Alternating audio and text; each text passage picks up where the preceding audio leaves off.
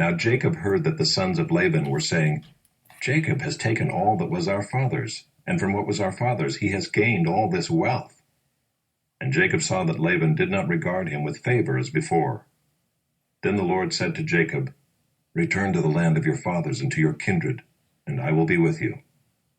So Jacob sent and called Rachel and Leah into the field where his flock was, and said to them, I see that your father does not regard me with favor as he did before, but the God of my father has been with me. You know that I have served your father with all my strength, yet your father has cheated me and changed my wages 10 times.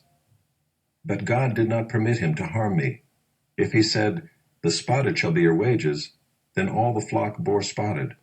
And if he said, The striped shall be your wages, then all the flock bore striped. Thus God has taken away the livestock of your father and given them to me.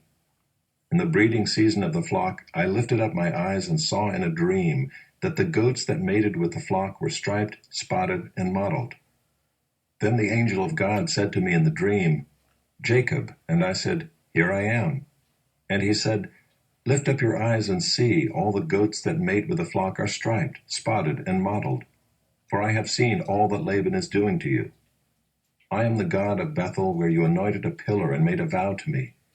Now arise, go out from this land, and return to the land of your kindred. Then Rachel and Leah answered and said to him, Is there any portion or inheritance left to us in our father's house? Are we not regarded by him as foreigners? For he has sold us, and he has indeed devoured our money. All the wealth that God has taken away from our father belongs to us and to our children. Now then, whatever God has said to you, do. So Jacob arose and set his sons and his wives on camels. He drove away all his livestock, all his property that he had gained, the livestock in his possession that he had acquired in Paddan Aram, to go to the land of Canaan to his father Isaac. Laban had gone to shear his sheep, and Rachel stole her father's household gods. And Jacob tricked Laban the Aramean by not telling him that he intended to flee. He fled with all that he had, and arose and crossed the Euphrates, and set his face toward the hill country of Gilead.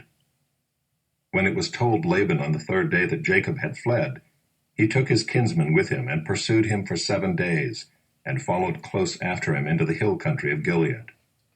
But God came to Laban the Aramean in a dream by night, and said to him, Be careful not to say anything to Jacob, either good or bad. And Laban overtook Jacob. Now Jacob had pitched his tent in the hill country, and Laban with his kinsmen pitched tents in the hill country of Gilead. And Laban said to Jacob, What have you done, that you have tricked me and driven away my daughters like captives of the sword? Why did you flee secretly and trick me, and did not tell me, so that I might have sent you away with mirth and songs, with tambourine and lyre? And why did you not permit me to kiss my sons and my daughters farewell? Now you have done foolishly. It is in my power to do you harm. But the God of your father spoke to me last night, saying, Be careful not to say anything to Jacob, either good or bad. And now you have gone away, because you longed greatly for your father's house. But why did you steal my gods? Jacob answered and said to Laban, Because I was afraid, for I thought that you would take your daughters from me by force. Anyone with whom you find your gods shall not live. In the presence of our kinsmen, point out what I have that is yours, and take it.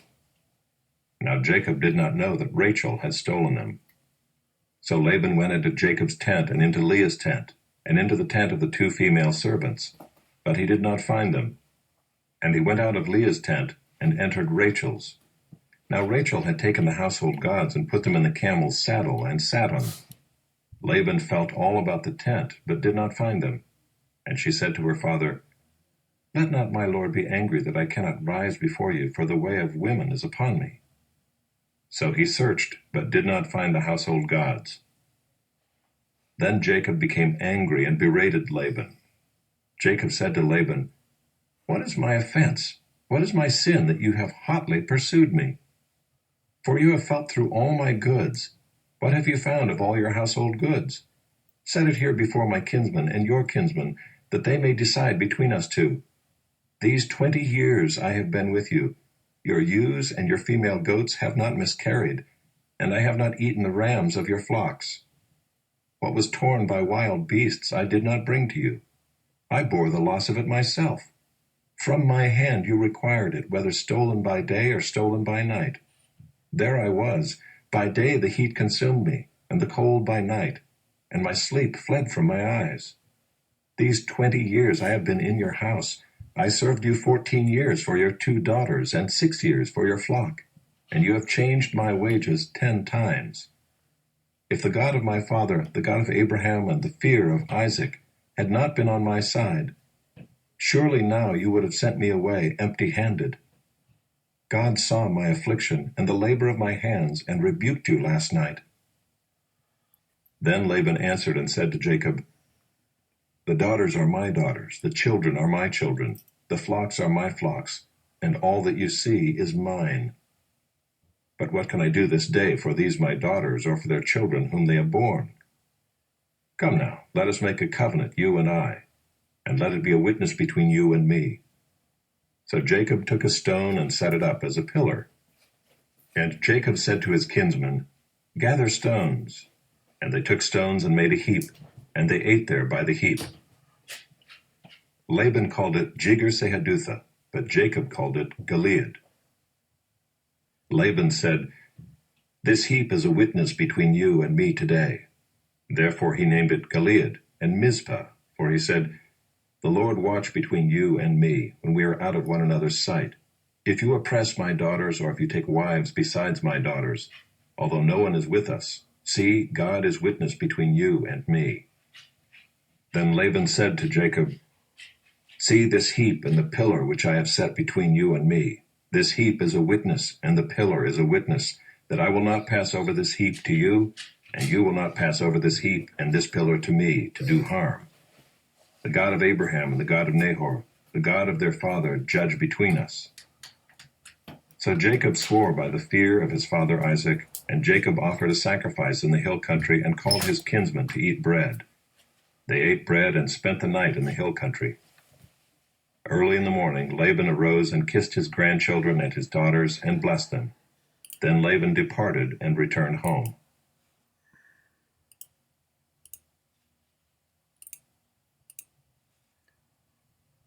A prayer of David. Hear a just cause, O Lord. Attend to my cry. Give ear to my prayer from lips free of deceit. From your presence let my vindication come. Let your eyes behold the right. You have tried my heart. You have visited me by night. You have tested me, and you will find nothing. I have purposed that my mouth will not transgress. With regard to the works of man, by the word of your lips I have avoided the ways of the violent. My steps have held fast to your paths. My feet have not slipped. I call upon you, for you will answer me, O God. Incline your ear to me. Hear my words. Wondrously show your steadfast love, O Savior of those who seek refuge from their adversaries at your right hand. Keep me as the apple of your eye. Hide me in the shadow of your wings from the wicked who do me violence, my deadly enemies who surround me. They close their hearts to pity. With their mouths they speak arrogantly. They have now surrounded our steps. They set their eyes to cast us to the ground. He is like a lion eager to tear, as a young lion lurking in ambush. Arise, O Lord, confront him, subdue him. Deliver my soul from the wicked by your sword, from men by your hand, O Lord, from men of the world whose portion is in this life. You fill their womb with treasure. They are satisfied with children, and they leave their abundance to their infants. As for me, I shall behold your face in righteousness. When I awake, I shall be satisfied with your likeness.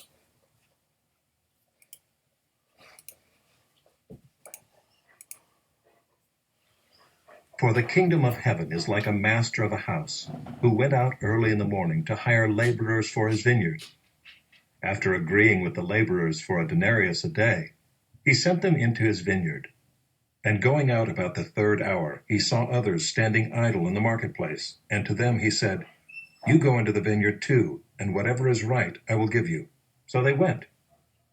Going out again about the 6th hour, and the 9th hour, he did the same. And about the 11th hour he went out and found others standing. And he said to them, Why do you stand here idle all day? They said to him, Because no one has hired us. He said to them, You go into the vineyard too. And when evening came, the owner of the vineyard said to his foreman, Call the laborers and pay them their wages, beginning with the last up to the first. And when those hired about the 11th hour came, each of them received a denarius.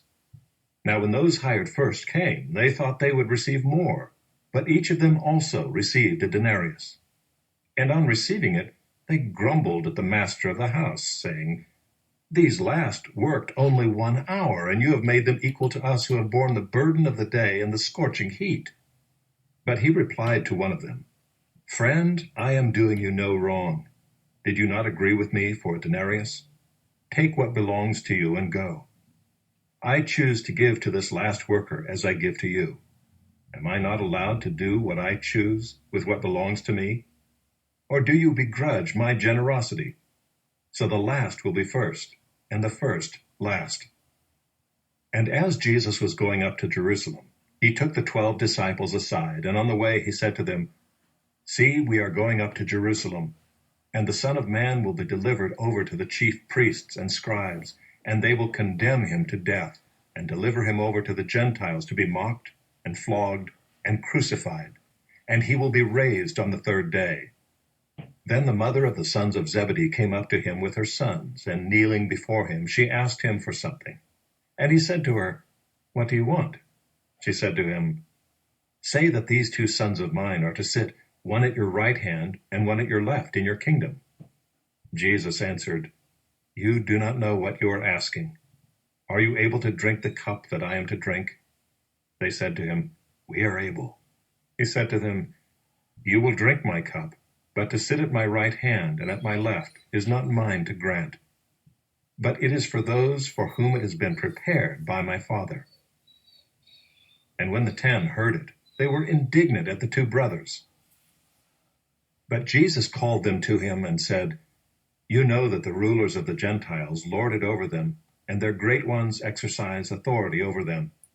It shall not be so among you, but whoever would be great among you must be your servant, and whoever would be first among you must be your slave, even as the Son of Man came not to be served, but to serve, and to give his life as a ransom for many. And as they went out of Jericho, a great crowd followed him. And behold, there were 2 blind men sitting by the roadside. And when they heard that Jesus was passing by, they cried out, Lord, have mercy on us, Son of David.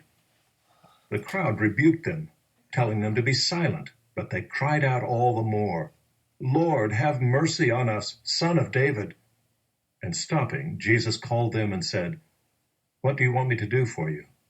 They said to him, Lord, let our eyes be opened.